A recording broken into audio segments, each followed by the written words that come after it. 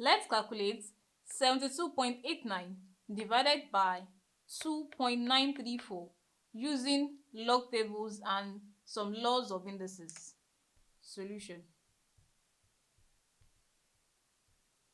Let's rewrite our number 72.89 divided by 2.934.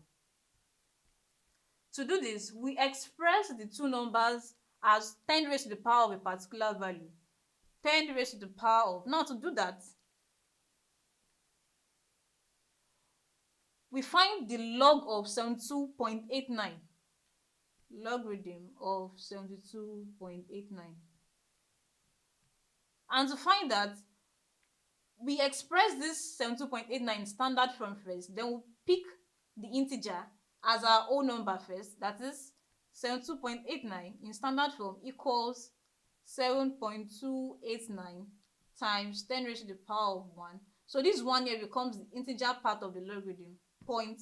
Now we'll read the values of 72 under 8 difference 9 in the logarithm table. 72 under 8 would have 8621 with a difference 9, that will be a value of 5. So we add, we have 8626. So yeah, that is the logarithm of 72.89 would be given as 1.8626. Also, let's look for the logarithm of 2.934.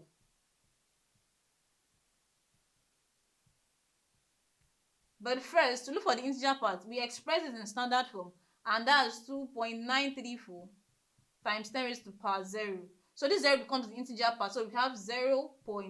Now in our logarithm table, we check 29 under 3 difference 4. Now when you check 29 under 3, we would be having 4669 difference 4, that is a value of 5, so we add it up. So here we have 4675. And that means the log of 2.934 is 0.4675. So for 72.89, that will be 10 raised to the power of 1.8626 divided by 10 raised to the power of the logarithm of 2.934, 0.4675. And applying the division law of indices, we subtract the powers since they are having the same base. So this becomes 10 raised to the power of 1.8626 minus 0.4675. So let's do that here. 1.8626 minus 0.4675. So when we subtract that, 6 minus 5 we have 1. Here we have 12. 12 minus 7 we have 5. There's a remainder of 5 here. We can't take 6 from 5, so we'll borrow 1 from here. This becomes 7. This becomes 15. 15 take away 6, we have 9. 7 take away 4, we have 3. Points. 1 minus 0, we have 1. So that means this becomes 10 raised to the power of 1.3951. And to find this is the same thing as having the antilog of 1.3951. Now to find the value of the antilog of 1.359, we read the antilog values of only the decimal part, that is 39 under 5 difference 1. And when you do that, you'll be having